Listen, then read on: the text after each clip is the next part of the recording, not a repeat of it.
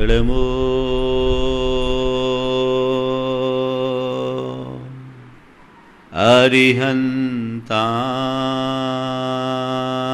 अरिहन्ताणं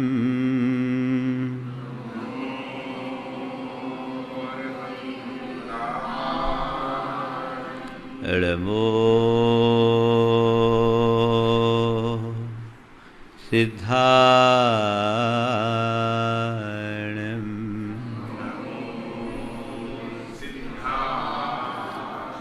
नमो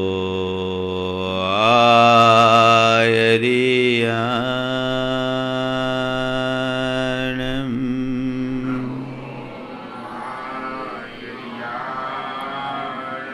नमो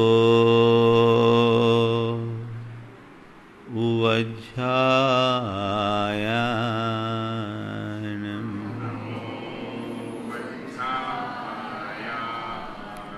नमो लोये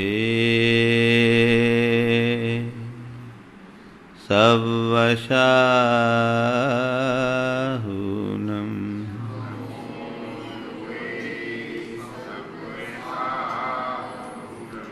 एसो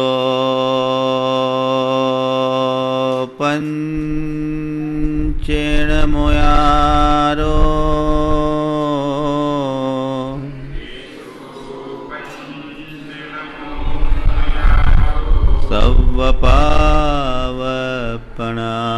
सवपावपणाशिनो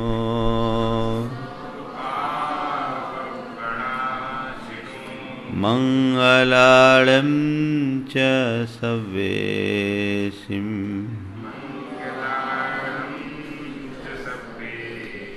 पढ़मं हो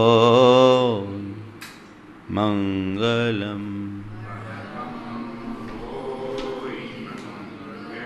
जय बोलो देवादिदेव खजराट श्री भगवान महावीर स्वामी की जय जय जय। अहिंसा परमो धर्म की जय जय जय। परम पूज आचार्य गुरुवर श्री विद्यासागर जी महाराज जय की जय जय जय। परम पूज महामना विराट प्रभा सागर जी महाराज की।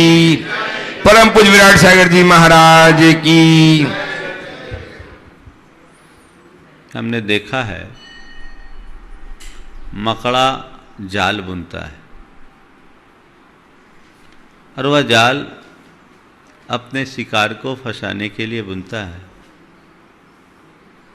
पर सारा जीवन खुद अपने ही बुने हुए जाल में उलझ कर रह जाता है। ऐसा केवल मकड़े के साथ होता हो ऐसी बात नहीं है। हम आप सभी संसारी प्राणियों की भी कुछ ऐसी ही दशा है। मकड़े का जाल हमें दिखता है पर हमारे द्वारा बुना हुआ जाल हमें नजर नहीं आता। सच्चाई यह है कि संसार का हर मनुष्य अपने द्वारा बुने हुए जाल में बुरी तरह उलझा हुआ है। वो उस जाल से बाहर निकलने की जितनी जितनी कोशिश करता है उतना ही और उलझता जाता है, क्योंकि उसको पता ही नहीं कि मेरे इस जाल के तंतु कहाँ कहाँ से जुड़े हैं। पर सच्चाई यही है कि मनुष्य जिस जाल में उलझा है उसका सृजक वो खुद है, कोई दूसरा नहीं। उसे उसने खुद ने बनाया है, किसी गैर ने नहीं। जिस दिन उसे इस सच्चाई का बोध होगा उसका जीवन आमूल चूल परिवर्तित होगा। हमने कभी विचार किया कि हमारे जीवन में जो सुख दुख है, जीवन में उतार चढ़ाव है, वो किसके कारण है? कभी सोचा? हर पल हमारे जीवन में सुख दुख आ रहा है, हर पल हमारे जीवन में उतार चढ़ाव आ रहा है, हर पल मनुष्य अपने आप को उलझा रहा है। आखिर इसकी वजह क्या है? जब कभी भी हम इसकी वजह पर विचार करते हैं तो प्रायः लोगों को कुछ समझ में नहीं आता, और कुछ लोग यदि समझते भी हैं तो बड़े स्थूल रूप में। आज मैं आपसे कुछ वह चर्चा करने जा रहा हूं जो हमें हमारे जीवन के मर्म का बोध कराती है, और मैं चाहता हूं कि हर व्यक्ति इसे जाने और अपने जीवन के इस जाल और जंजाल से बाहर निकले। 7 तत्वों में आज क्रम है आश्रव का। आश्रव जैन दर्शन का एक विशिष्ट पारिभाषिक शब्द है जो 2 शब्दों के मेल से बना है, आ और श्रव। आ यानी सब ओर से, श्रव यानी बहना, रिश्ना, झरना। सच्चाई यह है कि कर्म चारों ओर से हमारी आत्मा में रिश्न है और उससे हमारी आत्मा जकड़ रही है। संसार का हर प्राणी अपने कर्मों से बंधा है, प्रभावित है, और कर्म हमारी ही अपने इस आश्रव की प्रक्रिया से आते हैं। और ये आश्रव होता कैसे है? तो कहते हैं प्रत्येक मनुष्य प्रवृत्तियां करता है। मनुष्य क्या, हर प्राणी प्रवृत्तियां करता है। वो मन से भी करता है, वचनों से भी करता है, शरीर से भी करता है। मन से, वचन से, शरीर से हमारी प्रवृत्तियां होती है और उन प्रवृत्तियों के परिणाम स्वरूप हमारी आत्मा में एक विशेष प्रकार का परिस्पंदन होता है, वाइब्रेशन होता है, और उस वाइब्रेशन के परिणाम स्वरूप कर्म के परमाणु कर्म के रूप में परिवर्तित हो जाते हैं। और इसी परिवर्तन को आश्रव कहा जाता है। कर्म के परमाणु कर्म के रूप में परिवर्तित होते हैं। कालांतर में पककर वे हमें अच्छा बुरा फल प्रदान करते हैं। उसके निमित्त से हमें अच्छा बुरा परिणाम मिलता है। ये प्रक्रिया अनादि से चल रही है। आखिर इसे रोका कैसे जाए और इसकी जड़ क्या है? आज कुछ सूक्ष्म और गहरी बातें आपसे कहूँगा, लेकिन इसे समझेंगे तो निश्चयतः हम अपने जीवन को बहुत अच्छे से संभाल सकेंगे। आज की 4 बातें हैं: अज्ञान, अपराध, आकुलता, आनंद। अज्ञान, अपराध, आकुलता, आनंद। अज्ञान हमारे जीवन का सबसे बड़ा अभिशाप है और मेरे देखे संसार के बहुतेरे प्राणी इसी अज्ञान में जी रहे हैं। मैं आपसे पूछता हूं, आपके जीवन में आने वाले सुख दुख का कारण क्या है? क्या उत्तर है आपके पास? हाँ, कर्म है। ये उत्तर सही है? बोलो।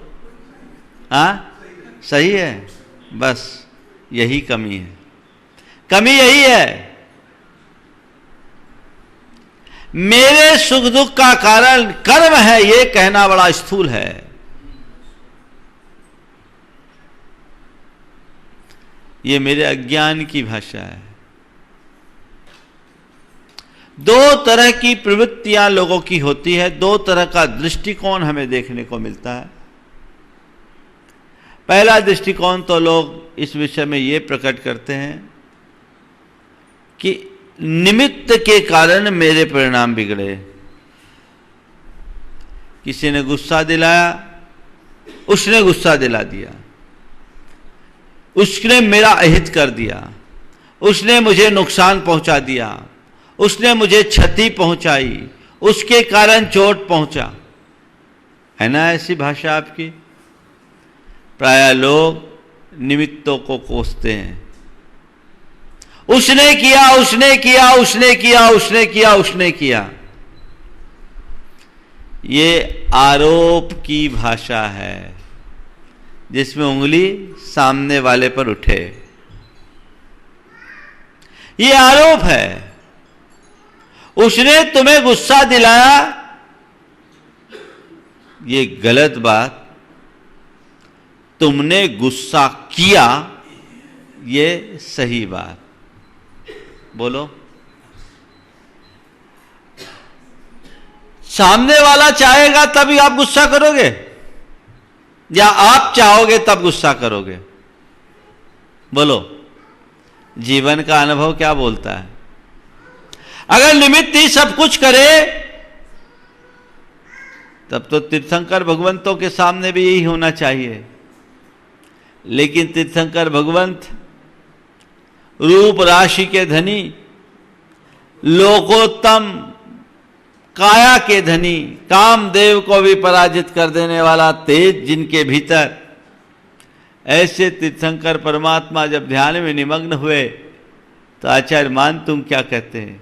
चित्रम किमत्र यदि तेत दशांग नाभिर नीतम मनागपि मनोन विकार मार्गम कल्पांत काल मरुता चलिता चलेन कि मंदराद्र शिखरम चलितम कदाचित।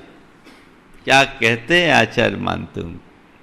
हे भगवान, आपने तपस्या की और आपकी तपस्या की घड़ियों में स्वर्ग की अप्सराएं आई, उन्होंने आपके समक्ष अपने हाव भाव विलास प्रकट किए, लेकिन आपका मन रंच मात्र भी विकृत नहीं हुआ, विकारी नहीं बना।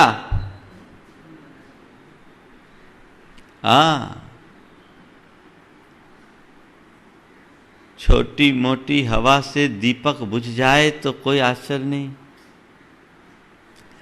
लेकिन मेरू पर्वत तो प्रलयकालीन आंधी से भी नहीं हिलता। आप सुमेरु हो। क्या हो? सुमेरु। सुमेरु की तरह अकंप रहने वाले तीर्थंकर परमात्मा को कोई निमित्त पराभूत नहीं कर पाया। किया? वे स्थिर बने रहे। हाँ, जो थोड़े कमजोर होते हैं, जैसे दीपक हो, वो हल्के से वायु के आघात से बुझ जाता है, और कभी कभी वायु का आघात तो जाने दीजिए, हमारी श्वास की हवा से भी बुझ जाता है। सवाल निमित्त का है। निमित्त ने ऐसा किया। हम जो ये कह देते हैं, क्या ये सही है? चलिए तीर्थंकरों की बात जाने दीजिए, मैं आप तक आ जाता हूं। आपने अपने जीवन में अनेक प्रसंग देखे होंगे। कई बार जब गुस्सा आता है तो क्या कहते हो आप? उसने गुस्सा दिला दिया, है ना? आप ये बोलिए, जब कोई गुस्सा दिलाता है तभी गुस्सा आता है कि अपने आप भी आ जाता है? अपने आप भी आ जाता है। लेकिन ये बताओ, कभी कोई गुस्सा दिलाता है तो गुस्सा आता ही है ना? आता है? हाँ, कोई गुस्सा दिलाने का काम करेगा तो गुस्सा तो आएगा ही आएगा। आएगा? चलो अब थोड़ा आगे बढ़ते हैं। आप दुकान पर बैठे हैं, ग्राहक आपका दिमाग खा रहा है, आ रहा है। सब आइटम, ऐसा आइटम आप दिखा रहे हैं जो पूरे मार्केट में कहीं नहीं है, लेकिन उसके ऊपर से वो कह रही है तुम्हारी दुकान में तो कुछ है ही नहीं। क्या हो गया? आप क्या करते हैं? बौखलाहट प्रकट करते हैं, क्षोभ प्रकट करते हैं, झुंझलाते हैं, खींचते हैं। नहीं, मुस्कुराते हुए, कोई बात नहीं बहन जी, 2 दिन 3 दिन में नया स्टॉक आने वाला है, अभी रास्ते में आप आइएगा और आप जो चाहिएगा वो ले जाइएगा, है ना? क्यों? गुस्सा क्यों नहीं आया? निमित्त तो है। महाराज, हमें उस समय अपने स्वरूप का बोध होता है। मैं दुकानदार हूं, ग्राहक के साथ स्नेह और सौजन्य से प्रस्तुत होना मेरा कर्तव्य है, धर्म है। यदि ग्राहक को मैं ठीक तरीके से डील नहीं करूंगा तो मेरी दुकानदारी चौपट हो जाएगी। इसलिए वहां आप क्या करते हैं? प्रतिकूल निमित्त आने से भी प्रभावित नहीं होते, है ना? तो अब बताओ, निमित्त के मिलने से गुस्सा आता है या निमित्त से प्रभावित होने से गुस्सा आता है? बोलो। हाँ, तो गुस्सा किसने दिलाया? सामने वाले ने गुस्सा दिलाया कि तुमने गुस्सा किया? बोलो, तुम्हें सामने वाले ने दुखी किया कि तुम दुखी हुए? समझ में आ रही है बात? दुकान पर कोई आकर के तुम्हारा माथा चाटे झेल लोगे, पर तुम्हारे घर में तुम्हारी घरवाली उसका दशमांश भी व्यवहार करे तो क्या हो गया? वहां पर भी तुम, यहां पर भी तुम, क्या अंतर आ गया? दुकान पर बैठे हो तो तुम्हारे मन में अपने स्वरूप का बोध है, तुम्हें ध्यान है कि मैं दुकानदार हूं, यहां कुछ गड़बड़ करूंगा तो गड़बड़ हो जाएगा, लेकिन घरवाली तो फेरे पाड़ के आया हूं, कुछ नहीं होगा। ये दृष्टिकोण।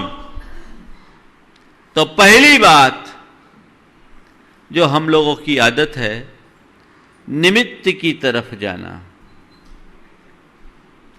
कर्म हमें दुखी बनाता है, हम कहते हैं ये दूसरे नंबर पर। थोड़ा सूक्ष्म जाओ तो ये कह देते कि कर्म हमें दुखी बनाता है। क्या बनाता है? ये दोनों अज्ञान है।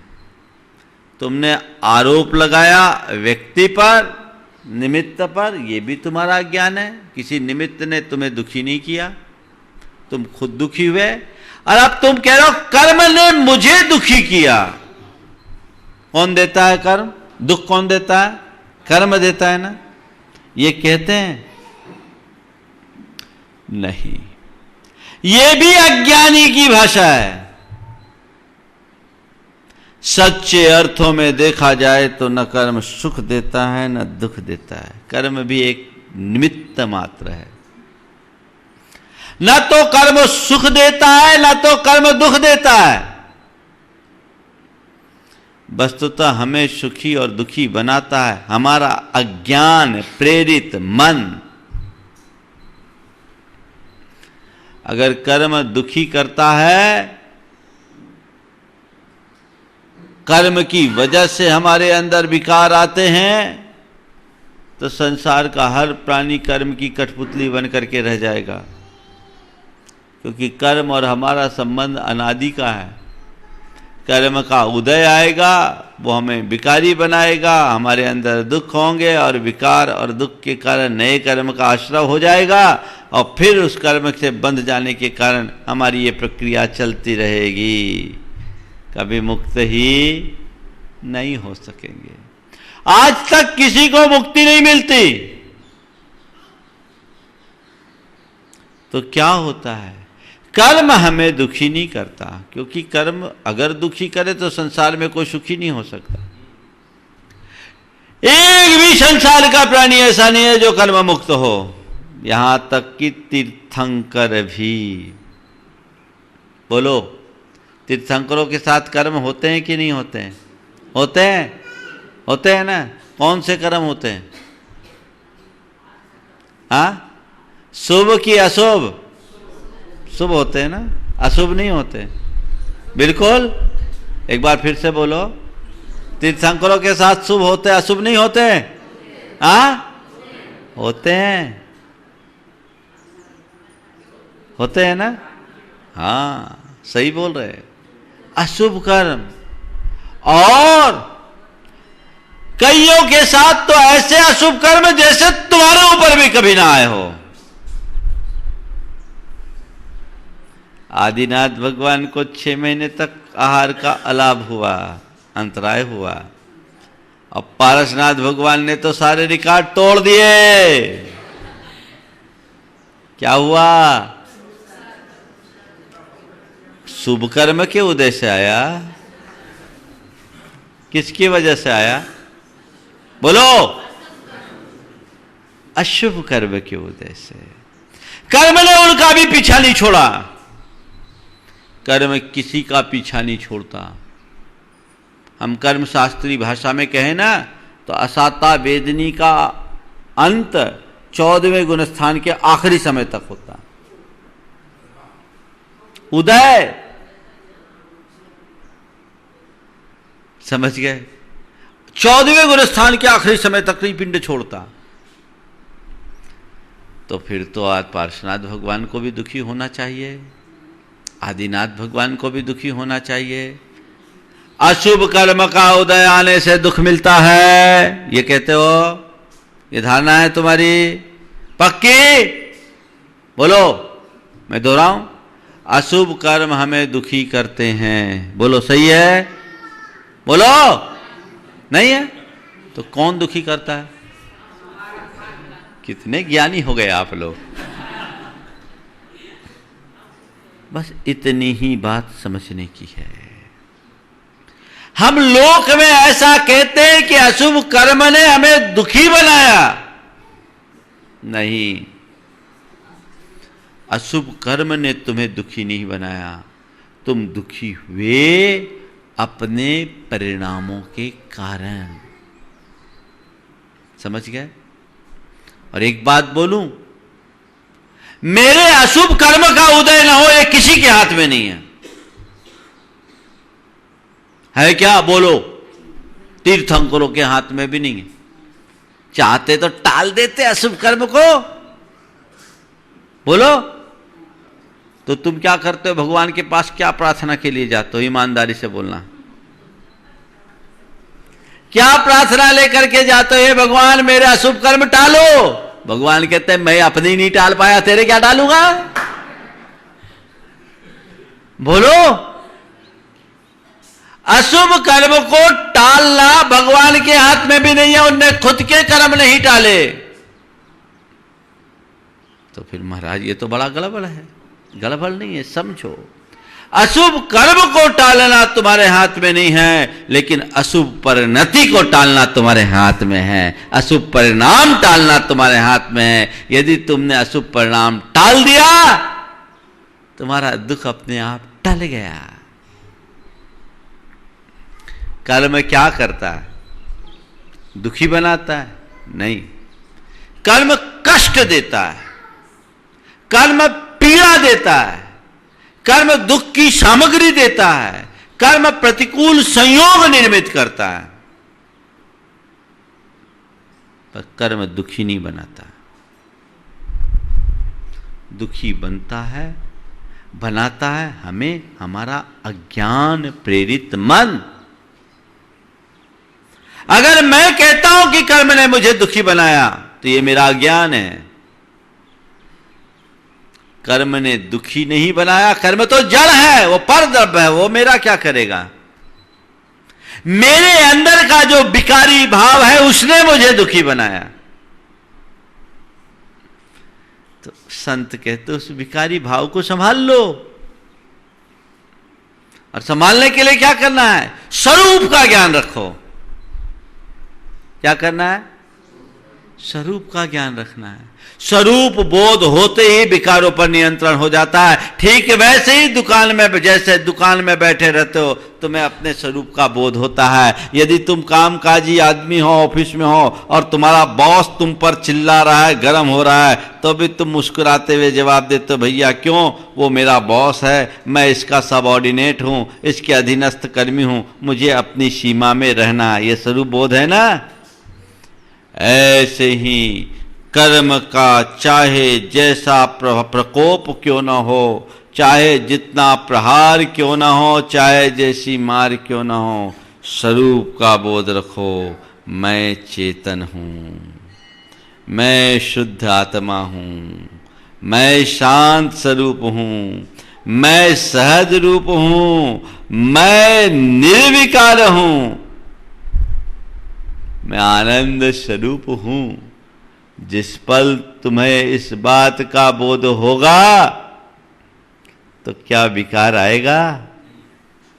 लेकिन तुम तो अभी क्रोध का निमित्त आते ही क्रोधी बन जाते हो, मान का निमित्त आते ही मानी बन जाते हो, माया का निमित्त आते ही मायावी बन जाते हो, और लोभ का निमित्त आते ही लालची बन जाते हो। तुम सब कर्म की कठपुतली बने हुए हो। कर्म जैसा नाच नचाता है वैसे ही नाचते आ रहे हो, और जब तक ऐसे नाचते रहोगे संसार का ये नृत्य कभी मिटेगा नहीं।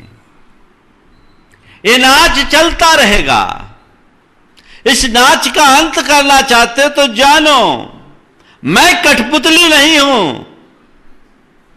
मुझ में इस कर्म की सत्ता को उखाड़ देने की ताकत है। ज्ञान अपने भीतर का जगाओ, अपनी आत्मा को पहचानो। मुझे विकारी नहीं बनना है, विकार ही आसव के द्वार है। स्वरूप को जानो, अज्ञान खत्म, अज्ञान नसेगा, सब कुछ होगा। अभी मैंने आपसे कहा कर्म कष्ट देगा, कर्म पीड़ा देगा, कर्म दुख की सामग्री देगा, कर्म प्रतिकूल संयोग देगा, पर हमें दुखी नहीं बना सकता। क्यों? देखो पांडवों पर कितना कष्ट था। मुनिराज होने के बाद तपते हुए आभूषण उन्हें पहना दिए गए। किसने किया ये काम? किसने किया? जिसने उपसर्ग किया उसने, वो तो बाहरी निमित्त था। भीतरी निमित्त कौन था? कर्म, अशुभ कर्म।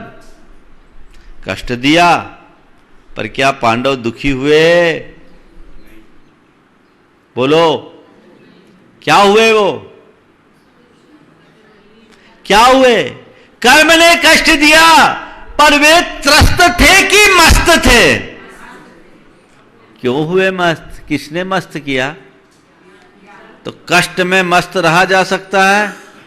बोलो, कष्ट में मस्त रहा जा सकता है? तो आज से अभ्यास करो, कष्ट की घड़ी में भी मस्त रहने की कला अपने भीतर विकसित करो, जीवन धन्य हो जाएगा। तुम क्यों इधर उधर भागते हो? पांडवों के पास इस मस्ती की ताकत कहां से आई? ज्ञान से। अरे ये जो कुछ हो रहा है जड़ के साथ हो रहा है, शरीर के साथ हो रहा है, ये पर तत्व है। मुझे जलाने की बात तो दूर, मुझे तो कोई छू ही नहीं सकता। न मुझे अग्नि जला सकती, न वायु उड़ा सकती, न पानी बहा सकता, न शस्त्र छेद सकता है। कोई मुझे कुछ भी नहीं कर सकता। मैं अजर अमर अविनाशी हूं। मेरे साथ ये सब कुछ भी नहीं है। यही ज्ञान था ना। बस जब भी तुम्हारे ऊपर कैसा भी कर्मोदय आए, उससे प्रभावित मत होना, और ये सोचना, ये श्रद्धा अपने हृदय में जगाना कि मेरी आत्मा ज्ञान स्वरूप है,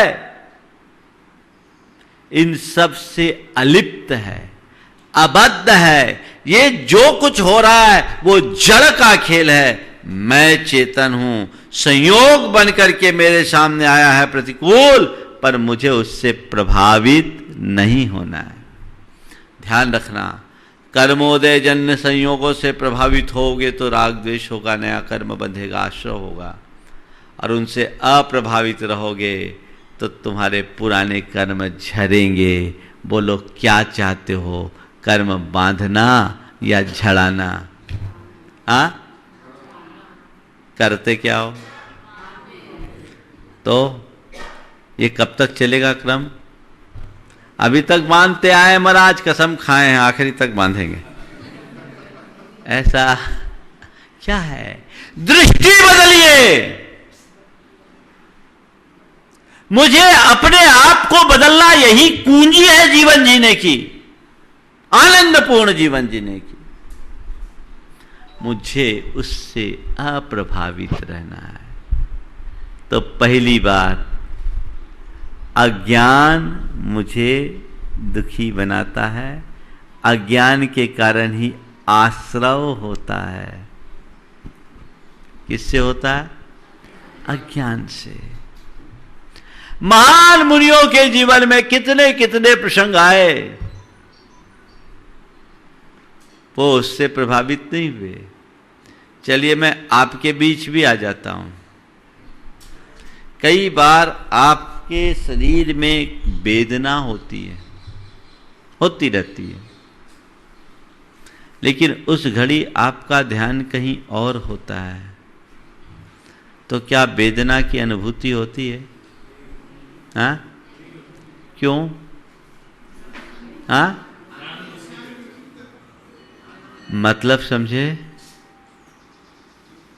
कर्म ने पीड़ा दी, पर पीड़ा की अनुभूति हम करें ये कोई जरूरी नहीं है। पीड़ा देगा, कर्म देगा, उसके बिना उसका कोई रास्ता नहीं हो, बिना पके जाएगा ही नहीं। पर मैं उससे प्रभावित ना हूं, ये मेरे हाथ में है। बस यदि आश्रव से बचना चाहते हो, अपने अंदर की क्षमता को बढ़ाओ, कर्मोदय से अप्रभावित होने की कला सीखो, अपने अज्ञान का निवारण करो, दुख निवारण होगा। दूसरी बात है अपराध। अज्ञान को तो हमने समझ लिया। जब हमारे अंदर अज्ञान होता है तो हम अपराध कहते हैं। अपराध किसको बोलते हैं? अपराध का मतलब क्या? अपराध का मतलब बोलो तो। अपराध का मतलब नहीं जानते? क्राइम। क्राइम मतलब हिंदी नहीं समझते, अंग्रेजी समझ लेते लोग। अपराध गलती, दोष, जुर्म है ना। गलती, दोष, जुर्म संस्कृत भाषा की दृष्टि से देखे तो राध धातु है जो संसिद्धि के अर्थ में, संपन्नता और पूर्णता के अर्थ में। राध संसिद्धो स्वादिगण की धातु है, उसमें अप उपसर्ग पूर्वक घय प्रत्यय लगने से अपराध बनता है। जो सिद्धि का उल्लंघन कर दे उसका नाम अपराध, जो हमें स्वरूप से च्युत कर दे उसका नाम अपराध, जो हमें दोषी बना दे उसका नाम अपराध। तो अज्ञानता के शिकार होने के कारण व्यक्ति अपराध करता है। अपराध करने का मतलब विकारी बनना। क्या बनना? राग द्वेष करना अपराध है या नहीं? बोलो। विकार करना अपराध है या नहीं? बोलो। गलत परिणाम लाना अपराध है या नहीं? बोलो। तो तुम सब अपराधी हो या नहीं? मैं भी शामिल हूं। क्या हुआ? ये अपराध है। और कोई अपराधी अपराध करता है तो क्या होता है? उसे क्या मिलता है? जेल, सजा, दंड। अपराध करने वाले अपराधी को कारावास मिलती है। तो तुम अपराधी हो तो मुक्त कैसे होगे? तुम्हें भी दंड मिलेगा, तुम्हें भी सजा मिलेगी, तुम्हें भी कारावास मिलेगा। अरे मिलेगा नहीं, मिल रहा है। लोक में अपराध करने वाले अपराधी एक आध अपराध करते हैं और एक दिन के अपराध के कारण 20-20 बरस, कभी तो संगीन अपराध के कारण पूरे जीवन कारावास भुगतना पड़ता है। भैया अपने भीतर झांको, तुम तो 24 घंटे वही कर रहे हो। कर रहे हो? क्या कर रहे हो? अपराध। और उस अपराध का दंड तुम्हें भोगना पड़ रहा है इस शरीर के माध्यम से। संसार के सारे दुख को मनुष्य भोगता है इस शरीर के माध्यम से, है ना। तो आप कहोगे महाराज बहुत अच्छा बता दिया आपने, एक बहुत अच्छा रास्ता बता दिया। शरीर के कारण दुख है तो एक काम करते, शरीर ही को खत्म कर दे, दुख खत्म। बोलो, है ना। ध्यान रखना, ये शरीर तो बड़ा स्थूल शरीर है। अगर इस शरीर के विच्छेद से दुख का अंत हो जाता तो जितने भी आत्महत्या है, हत्यारे हैं, सब सुखी हो जाते। और फिर तो हम सब भी वही उपदेश देते कि खत्म करो कहानी। लेकिन नहीं, शरीर के विच्छेद से दुखों से मुक्ति होगी, लेकिन इस शरीर से नहीं। इसके भीतर है एक सूक्ष्म शरीर जिसे कार्मन शरीर कहा जाता है, और वो शरीर हमारे अपराधों के हिसाब से बनता रहता है। हम अपने अपराधों के बल पर उसका ताना बाना 24 घंटे बुनते रहते हैं। वो है कर्म शरीर, वो है संस्कारों का शरीर, जिसके कारण हमारे अंदर सुख दुख आता रहता है, जिसके कारण कर्म हमें अपना खेल खिलाता है। उस शरीर के द्वारा इस शरीर का निर्माण होता है और ये शरीर निमित्त बनता है हमारे सुख दुख के भोग का, और उससे फिर हम प्रभावित होते हैं, विकारी बनते हैं और नए तरीके से कर्म को बुनते रहते हैं। लोक में हमने ऐसी भी व्यवस्था देखी है कि कोई अपराधी अपराध कर ले, संगीन अपराध कर ले और जेल जाने के बाद अपना सुधार कर ले, तो उसकी सीआर के बेस पर उसकी सजा को कम कर दिया जाता है। भैया तुम्हारी सीआर कैसी, ये और देख लो, अभी तो खेल ही उल्टा है। ये उल्टा चक्र जब तक चलेगा तब तक तुम बंधन से मुक्त नहीं होगे। हमारी ये परिणति, हमारी ये जो विकारी परिणति है, यही हमारी आत्मा का अपराध है, और इस अपराध का परिणाम संसार का दुख है। तो जब तक अज्ञान है तब तक अपराध है ना? अज्ञान है तब तक अपराध है, और अपराध होगा तब तक दुख होगा। अज्ञान है तब तक अपराध है, अपराध होगा तब तक दुख होगा। दुख से अपने आप को बचा नहीं सकते। बचा सकते क्या? बोलो। तो क्या करो? अज्ञान है, अपराध है तो आकुलता है। बोलो, अपराध करके कभी निराकुल रहे क्या? जब तक अपराध है तब तक आकुलता है, या आकुलता ही बंधन है। मन में आकुलताएं उत्पन्न होती कि नहीं होती? ये कर लो, वो कर लो, ऐसा कर लो, वैसा कर लो, ये 24 घंटे हमारे मन में चलता रहता है। ये हमारे जीवन को दुखी बनाने का सबसे बड़ा कारण है। ये आकुलताएं जो जो बढ़ेगी, हमारा जीवन उतना उतना दुखी होगा। आकुलता को नष्ट करो, लेकिन कैसे करो? थ्रू प्रॉपर चैनल चलो। क्या चलो? Through proper channel. क्या करना है? अज्ञान का निवास करो।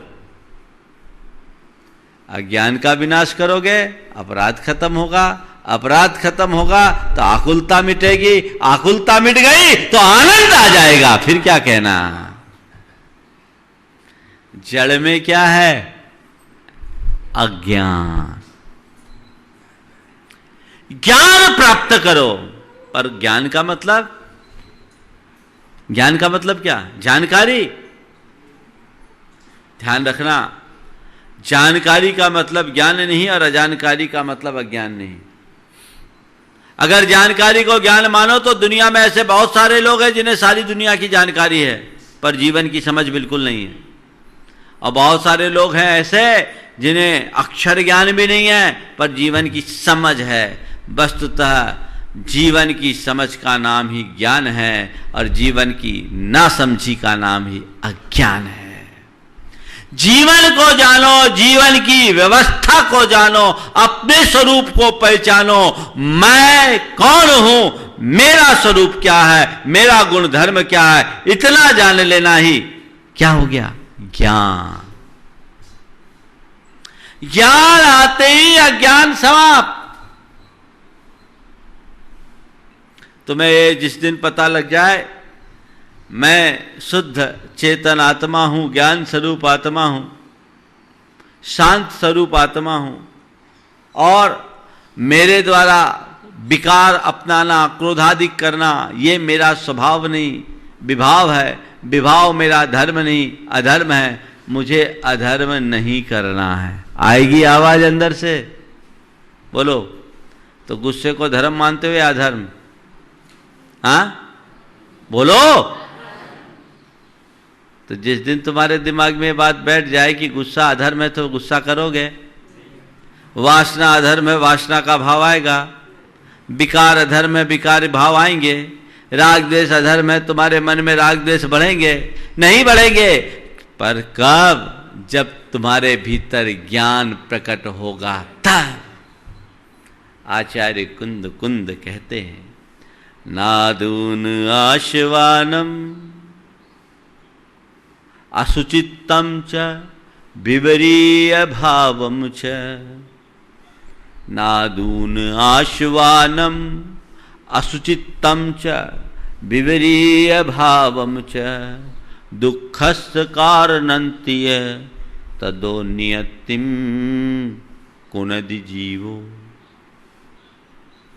कुणदिनानि, एक ज्ञानी आश्रव को जानकर, आश्रव क्या है? कर्म के आगमन का द्वार रट लिया, वो आश्रव नहीं। असुचित्तम विवरीय भावम च, जो मेरे मन का विभाव भाव है, जो असुचि है, अपवित्र है, जो विपरीत भाव है, मेरी अज्ञान जन परिणति है, वो आश्रव है जो दुख का कारण है। किसको आश्रव मानोगे? अपने विकार को ही आश्रव मानो, विकारी भाव ही आश्रव है। समय सार यही कहता है, तुम्हारा विकारी भाव आश्रव है, उससे बचोगे सबसे बच जाओगे। निमित्त से नहीं बचा जा सकता, नैमित्तिक से बचा जा सकता है। वो मेरे मन का परिणाम है। अपने आप को मजबूत बनाओ। तो जो ज्ञानी होता है वो आश्रव को असुचि, विपरीत भाव और दुख का कारण मानते हुए, जानते हुए, जानकर तदो नियतिम कुणदिनानि, उनसे निर्वृत्ति करता है। ज्ञानी वही है जो दुख के कारणों को जानकर उससे दूर हो। वो नहीं कि नलिनी पर बैठने के बाद भी तोता कहे बहेलिया आएगा, जाल बिछाएगा, ललनी लटकाएंगे, तोते आकर बैठेंगे, उसमें झूल जाएंगे, तोते को उड़ जाना है, नहीं तो बहेलिया पकड़ लेगा, उड़ जाओ। पर फिर भी ये तोता बोल तो रहा है, तोते को उड़ जाना है, फंसना नहीं है, उड़ जाओ। उड़ना है, फिर भी पकड़े हो। बोलो, ऐसा तोता रतंत किस काम का? आज के समय में ऐसे तोता रतंत वाले पंडित बहुत घूमते हैं। एक पंडित था, ज्ञान था उसे, और उसी ज्ञान के बल पर उसकी दुकान चलती थी। एक रोज बाजार में उसे एक तोता मिला। बहेलिए से पूछा, भैया इस तोता? बोले ये तोता जातवंत तोता है, इसके पास दुनिया के हर सवाल का जवाब है। अच्छा। पंडित ने सोचा ये तोता मेरे हाथ आ जाए तो मेरे बराबर तो कोई दुनिया में लगेगा ही नहीं, कुछ भी होगा मुझे ग्रंथ पोथी पत्रा देखने की जरूरत नहीं पड़ेगी, कुछ होगा तोते से पूछ लूंगा। बोले ये तोता जातवंत कैसे? बोले मुझसे नहीं, तोते से ही पूछ लो। तो उसने पूछा तोते से, क्यों, तुम जातवंत हो? बोले अत्र का संदेह है, इसमें क्या संदेह? बात तो तोता पते की बोल रहा है। उससे पूछा भैया इसकी कीमत? बोले 1000 मुद्रा। साधारण सा तोता दिख रहा, 1000 रुपया, 1000 मुद्रा इसकी कीमत, ये तो ज्यादा दिख रही है। बोले भैया इसके लिए भी तोता से पूछ लो। बोले क्यों, तुम्हारी कीमत ये 1000 रुपया सही बता रहा है? अत्र का संदेह। वो प्रभावित हो गया, तोता खरीद करके ले गया, 1000 रुपये दे दिए। अब घर में आया, तोते को एक बढ़िया पिंजड़े में रखा। अब एक दिन उसे कुछ संशय आया, कुछ जानने के लिए। उसने पूछा कि भाई आत्मा सर्वव्यापी है? अत्र का संदेह। अत्र क्या संदेह? क्या आत्मा सर्वव्यापी है? बोले इसमें क्या संदेह? फिर उसे थोड़ा संशय आया। अरे भाई, आत्मा सर्वव्यापी तो समझ में नहीं आती। सर्वव्यापी हो तो सारे संसार का सुख दुख उसे होना चाहिए। आत्मा देह प्रमाण है, अत्र का संदेह। अब पंडित का दिमाग घूमा, पंडित का दिमाग घूमा, बोले भैया इसको सीधा बोलो तो अत्र का संदेह, उल्टा बोलो तो अत्र का संदेह। तो पंडित ने उससे पूछा, भैया तुम्हें कुछ आता जाता नहीं? बोले अत्र का संदेह। बोले तुम्हें 1000 रुपए में खरीद कर मैं ठगा गया? बोले अत्र का संदेह। तो ये अत्र का संदेह, अत्र का संदेह, अत्र का संदेह, उस ज्ञान की बात मैं नहीं कर रहा हूं, अंतर ज्ञान की बात है जो तुम्हें तुम्हारी समझ दे दे और तुम्हें तुम्हारी जीवन की ऊंचाई तक पहुंचाए। लक्ष्य वही रखना चाहिए। मोक्ष मार्ग हमारा तभी आगे बढ़ेगा। स्वरूप का ज्ञान होते ही प्रवृत्ति में सहजता आती है, जीवन में समरसता आती है। वो बोध हमारे भीतर होना चाहिए। यदि वो जाग गया तो जीवन बदल जाएगा। महाराज आज आपने तो बहुत अच्छी बात कह दी। अब तो हमें निमित्तों की परवाह करना ही नहीं है। चाहे जैसे रहना है, चाहे जहाँ रहना है, चाहे जहाँ घूमना है, चाहे जैसी की संगति करना। कितना अच्छा उपदेश दे दिया महाराज। निमित्त कुछ नहीं करता। क्या? निमित्त कुछ नहीं करता। दोहरा रहा हूं, निमित्त कुछ नहीं करता। क्या बोल रहा हूं? निमित्त कुछ नहीं करता। निमित्त करता होता तो तीर्थंकरों को भी विचलित कर दिया होता। ये बिल्कुल सच है। लेकिन ध्यान रखना, निमित्त भी बहुत कुछ करता है। निमित्त बहुत कुछ करता है। साधारण भूमिका में, प्राथमिक भूमिका में हमें निमित्तों से बचना है। ऊपरी भूमिका में हमें अपने आप को फिर इन सब से ऊपर उठ जाने के बाद कोई विकल्प नहीं। एक बार ऐसा हुआ, एक गुरु के 2 शिष्य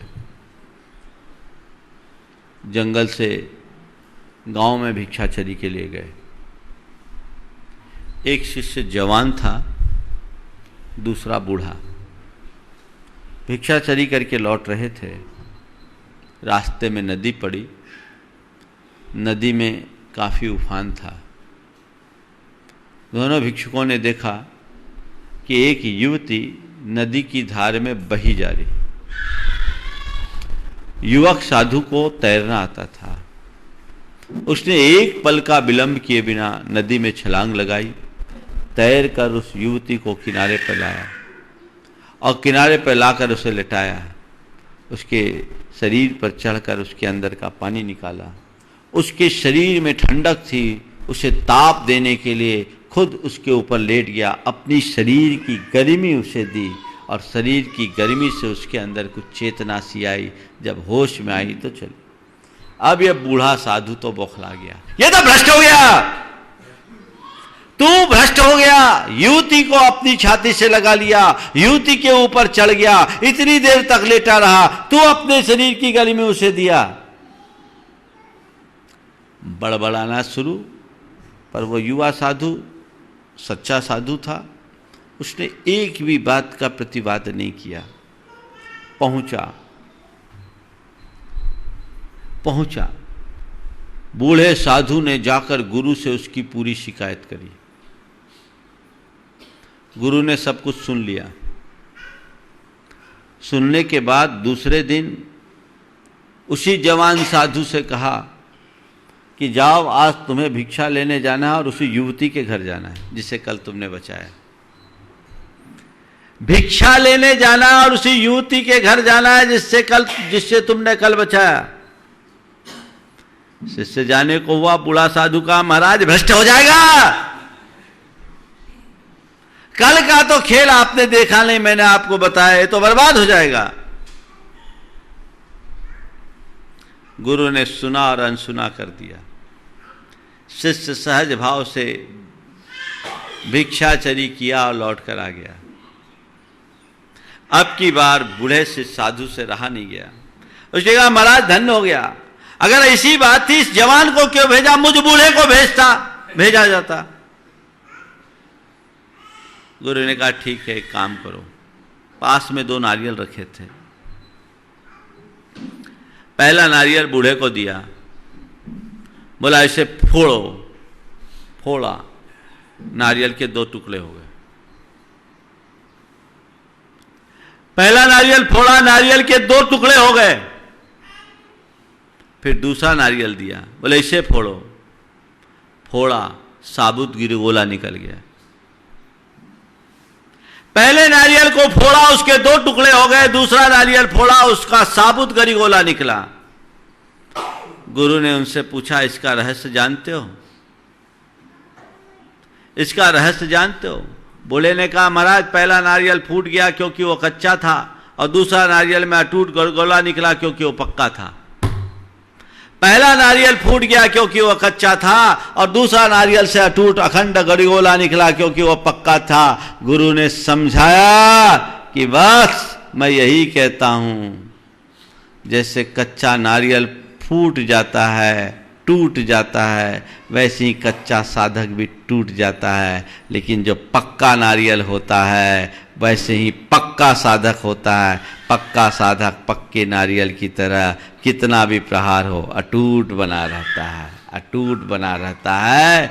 बस जिसके विषय में तुम कह रहे हो मैं उसे जानता हूं, वो पक्का नारियल है, टूटने वाला नहीं। तुम बुढ़े हो करके अभी भी तुम्हारे दिमाग में वो युवती घूम रही है, तुम कच्चे नारियल हो। प्रायश्चित की जरूरत तुम्हें, प्रायश्चित की जरूरत तुम्हें। तुम्हारे मन में अभी भी वो युवती ढूंढ रही है, घूम रही है, पर मुझे पता है उसके मन में कोई युवती नहीं थी। उसके मन में तो आपदाग्रस्त एक मनुष्य था, और मानवीय भावना से प्रेरित होकर के उनने किया और उसकी सेवा की। उसकी दृष्टि में न कोई स्त्री था न कोई पुरुष, अल्पितु एक आपत्ति से ग्रसित प्राणी जिसकी रक्षा करना हर व्यक्ति का धर्म होता है, उसने केवल धर्म का निर्वाह किया। तुम सोच लो क्या है। तो बंधुओं, मैं आपसे कहता हूँ, अगर पक्के नारियल हो तो भुवने वने वा कोई परवाह नहीं, और कच्चे नारियल हो तो थोड़े दिन सुरक्षित रहो। ये कच्चा नारियल आज नहीं कल पकेगा, और जब पक जाएगा तो फिर कोई फर्क नहीं पड़ेगा। लेकिन यदि कच्चे नारियल हैं तो हमें सावधान होकर के चलने की ज़रूरत है।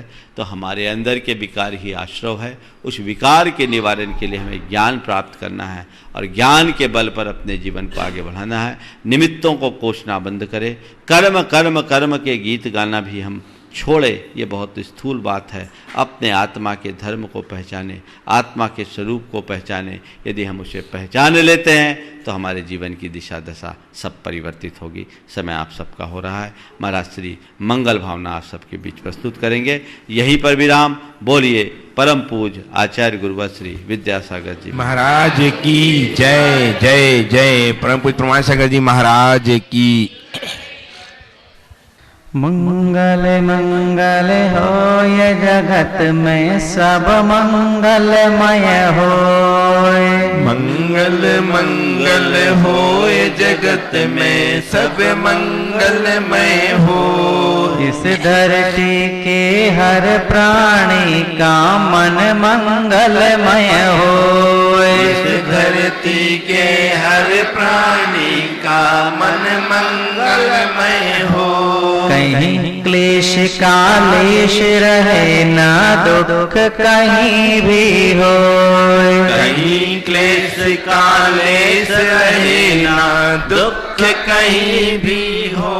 मन में चिंता भय न सतावे रोग शोक नहीं होय। मन में चिंता भय न सतावे रोग शोक नहीं हो।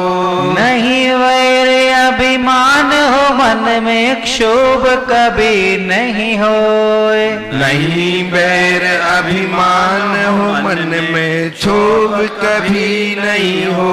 मैत्री प्रेम का भाव रहे नित मन मंगलमय होय। मैत्री प्रेम का भाव रहे नित मन मंगलमय हो। मंगल मंगल होय जगत में सब मंगलमय होय। मंगल मंगल होय जगत में सब मंगलमय हो। इस धरती के हर प्राणी का मन मंगलमय होय। इस धरती के हर प्राणी का मन मंगलमय हो। मन का सब संताप मिटे अरु अंतर उज्ज्वल होय। मन का सब संताप मिटे अरु अंतर उज्ज्वल हो। राग द्वेष और मोह मिट जाए आत्म निर्मल होय। राग द्वेष और मोह मिट जावे आत्म निर्मल हो। प्रभु का मंगल गान करे सब पापों का क्षय होय। प्रभु का मंगल गान करे सब पापों का क्षय हो। इस जग के हर प्राणी का हर दिन मंगलमय होय। इस जग के हर प्राणी का हर दिन मंगलमय हो। मंगल मंगल होय जगत में सब मंगलमय होय। मंगल मंगल होय जगत में सब मंगलमय हो। इस धरती के हर प्राणी का मन मंगलमय होय। इस धरती के हर प्राणी का मन मंगलमय हो। गुरु हो मंगल प्रभु हो मंगल धर्म सुमंगल होय। गुरु हो मंगल प्रभु हो मंगल धर्म सुमंगल हो। मात पिता का जीवन मंगल परिजन मंगल होय। मात पिता का जीवन मंगल परिजन मंगल हो। जन का मंगल गण का मंगल मन का मंगल होय। जन का मंगल गण का मंगल मन का मंगल हो। राजा प्रजा सभी का मंगल धरा धर्ममय होय। राजा प्रजा सभी का मंगल धरा धर्ममय हो। मंगल मंगल होय जगत में सब मंगलमय होय। मंगल मंगल होय जगत में सब मंगलमय हो। इस धरती के हर प्राणी का मन मंगलमय होय। इस धरती के हर प्राणी का मन मंगलमय हो। मंगलमय हो प्रात हमारा रात सुमंगल होय। मंगलमय हो प्रात हमारा रात सुमंगल हो। जीवन के हर पल हल क्षण की बात सुमंगल होय। जीवन के हर पल हर क्षण की बात सुमंगल हो। घर घर में मंगल छा जावे जन जन मंगल होय। घर घर में मंगल छा जावे जन जन मंगल हो। इस धरती का कण कण पावन औ मंगलमय होय। इस धरती का कण कण पावन औ मंगलमय हो। मंगल मंगल होय जगत में सब मंगलमय होय। मंगल मंगल होय जगत में सब मंगलमय हो। इस धरती के हर प्राणी का मन मंगलमय होय। इस धरती के हर प्राणी का मन मंगलमय हो। सब जग में मंगल बड़े डरे अमंगल भाव। हे प्रमाण की भावना सब में हो सद्भाव। बोलिए आचार्य भगवंत गुरुवर श्री विद्यासागर जी महामुनिराज की जय जय जय प्रमाण सागर जी महाराज की जय जय जय। परम पूज्य विराट सागर जी महाराज की।